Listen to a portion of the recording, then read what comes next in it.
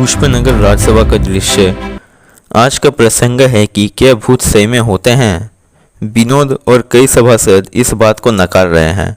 वही दूसरे और मंत्री, पंडित और ज्योतिष जैसे प्रमुख व्यक्ति दृढ़ता के साथ कह रहे हैं कि भूत होते हैं और कई लोगों ने उन्हें देखा भी है।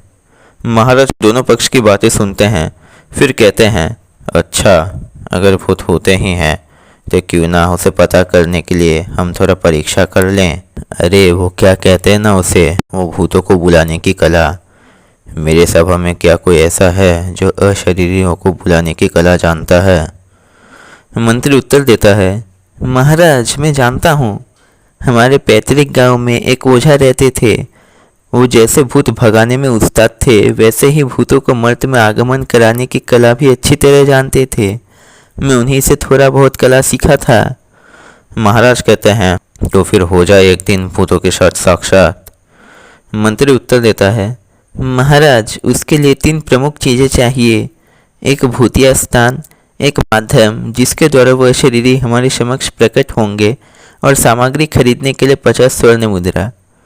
मंत्री मन ही मन सोचता है कि इसी मौके में वो अपनी जेब में कुछ मुद्रा छुपा सकता है।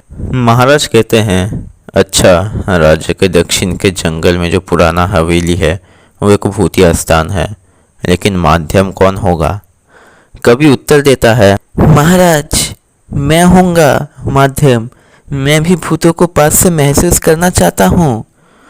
मंत्री कहता है, तो ठीक है, इस हफ्ते शनिवार के दिन होगा हमारा भूत दर्शन। विनोद को मंत्री के ऊपर संदेह होता है। घर लौटते समय वो देखता है कि मंत्री अपने एक चेले के पास रुककर कुछ कह रहा है और फिर मंत्री वहाँ से चला जाता है। देखते ही देखते शनिवार का दिन आ जाता है। सभी सभासद जंगल की पुराने हवेली में इकट्ठा होते हैं। भूत दर्शन का प्रक्रिया आरंभ होता है। मंत्री एक हवन के सामने बैठता है और इसके सामने बैठता है कवि। मंत्री कवि का हाथ पकड़कर मंत्र पढ़ता है, जिसका शायद कोई अर्थ ही नहीं है। कुछ देर में आसपास धुआं धुआं हो जाता है और सभी खांसने लगते हैं। इतने में सर से पैर तक काला चादर लपेटा एक आदमी वहाँ उपस्थित होता है। सभी चकित हो जाते हैं। मंत्री पूछता है, पितामह आप स्वयं क्यों आए। पितामह उत्तर देते हैं, अरे मूर्ख, तू मेरा पोता है, तुझे मिलने कोई माध्यम नहीं चाहिए मुझे। इतने में विनोद जाकर पीछे से उस चादर लपेटे आदमी का चादर खोल देता है। सभी देख हैरान हो जाते हैं, ये तो मंत्री का चेला है।